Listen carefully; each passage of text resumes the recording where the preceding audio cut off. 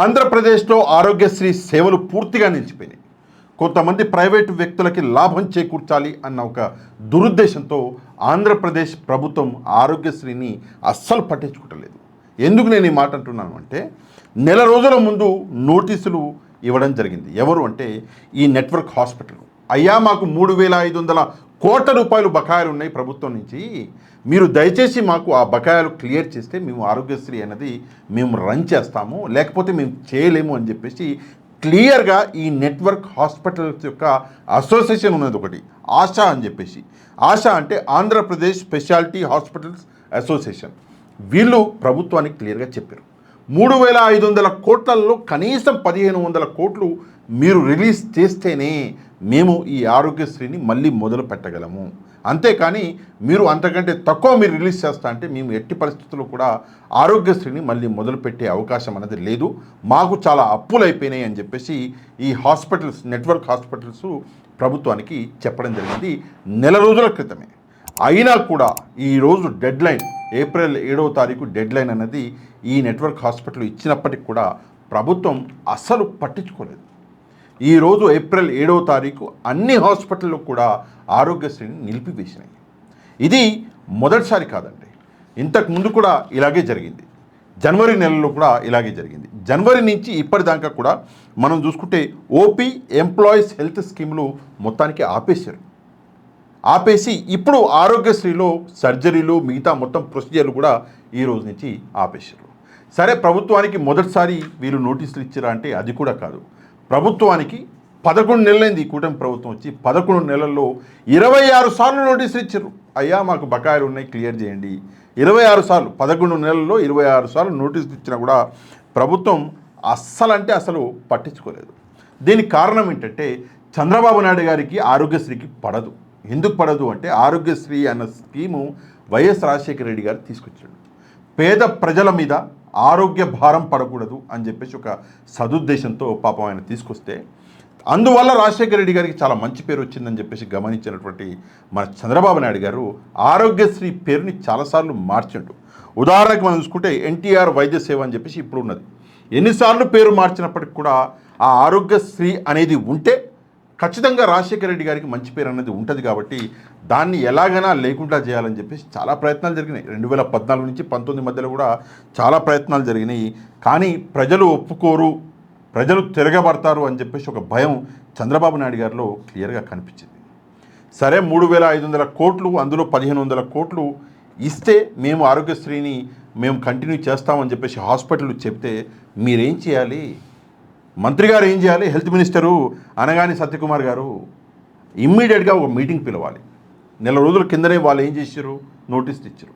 మీరు మీటింగ్ పిలిచి ఇట్లా కాదండి, 1,500 కోట్లు మేము ప్రస్తుతం ఇవ్వలేము, ఇంత ఇస్తాము, ఏదో ఒక చర్చ జరిపితే వాళ్ళు కూడా ఎలాగో అలాగా ఒప్పుకునే అవకాశం ఉండే.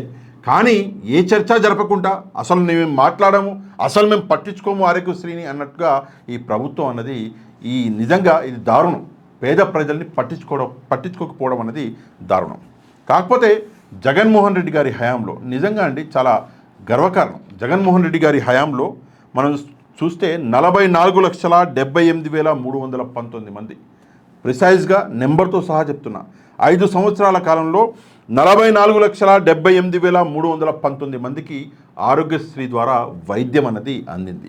మొత్తం జగన్మోహన్ రెడ్డి గారు 13,4,51,00,000 రూపాయలు, అంటే 13,000 కోట్ల రూపాయలు దాదాపుగా జగన్మోహన్ రెడ్డి గారు ఈ ఆరోగ్యశ్రీ మీద ఖర్చు పెట్టిండు 5 సంవత్సరాలు.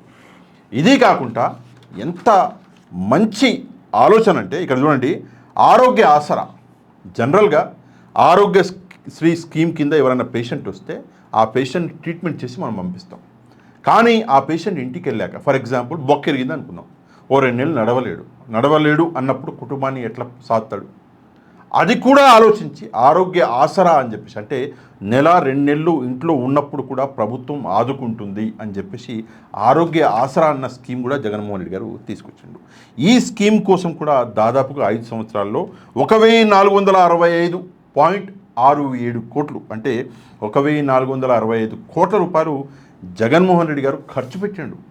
ఇది మంచి మనసు అంటే, ఇది పేదలకి చేయవలసిన మంచి అంటే.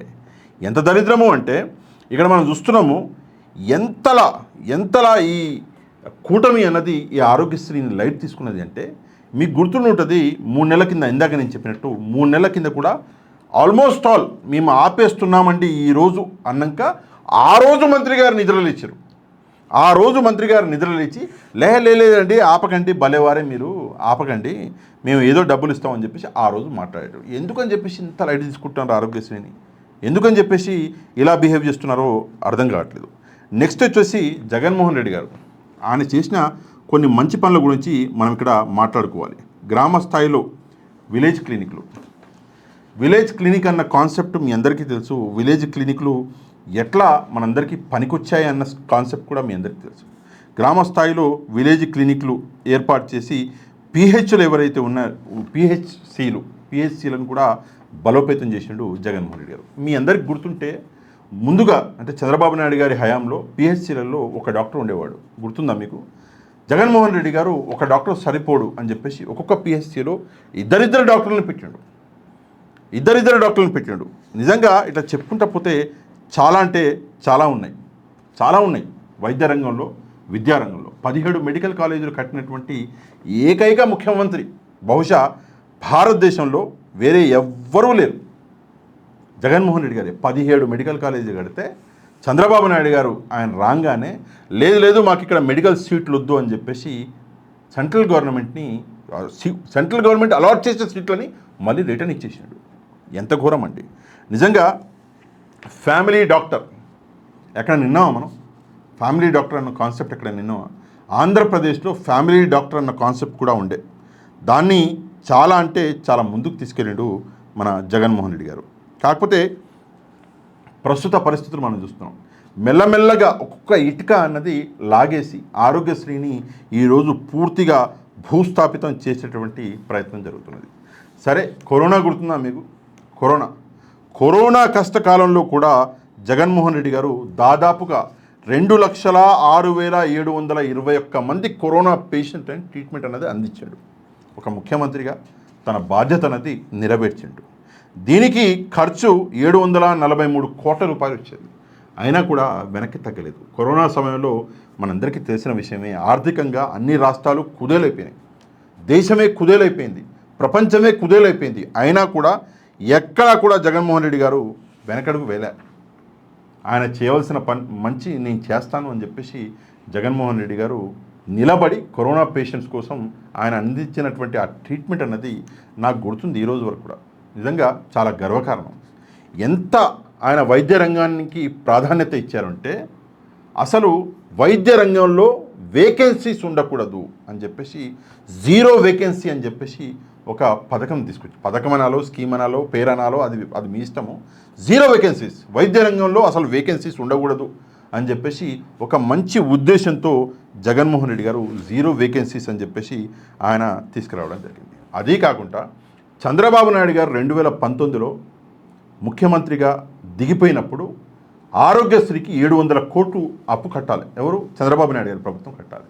జగన్మోహన్ రెడ్డి గారు రాగానే ఆ 700 కోట్లు కట్టాలి. ఆ 700 కోట్లు చంద్రబాబు నాయుడు గారు బకాయి పెట్టిపోయినటువంటి డబ్బుని ఆరోగ్యశ్రీకి ఇవ్వాల్సిన 700 కోట్లని జగన్మోహన్ రెడ్డి గారు ఇమ్మీడియట్గా 2019లో రాగానే ఇచ్చేసాడు. ఆయన ఏడవలేదే, పోయిన ప్రభుత్వం అప్పు చేసిపోయింది, పోయిన ప్రభుత్వం అది చేసింది, పోయిన ప్రభుత్వం ఇది చేసింది అని చెప్పేసి జగన్మోహన్ రెడ్డి గారు ఏడవలే. ఆరోగ్యశ్రీ అన్నది చాలా ఇంపార్టెంట్ పథకం, అది పేదలకి అందాలి అని చెప్పేసి ఒక మంచి మనసుతో జగన్మోహన్ రెడ్డి గారు 700 కోట్లు రాగానే ఆయన రిలీజ్ చేయడం జరిగింది. ఇది జగన్మోహన్ రెడ్డి గారు చేసినటువంటి పని. కానీ ఈరోజు మీరేం చేస్తున్నారు అంటే, లేదు ఇది జగన్మోహన్ రెడ్డి అప్పు పెట్టిపోయిండు, అది government is a continuous process. గవర్నమెంట్లో పేర్లు మారుతాయి అంతేకాని గవర్నమెంట్ మారదు, పార్టీలు మారుతాయి, government is a continuous process. ఒక గవర్నమెంట్ చేంజ్ అయిందని చెప్పేసి పాత గవర్నమెంట్ చేసిన అప్పులతో మాకు సంబంధం లేదు, పాత గవర్నమెంట్ చేసిన మంచితో మాకు సంబంధం లేదు, పాత గవర్నమెంట్ చేసిన మా చెడుతో మాకు సంబంధం లేదు అంటే నిజంగా ఇది సిగ్గుచేటు.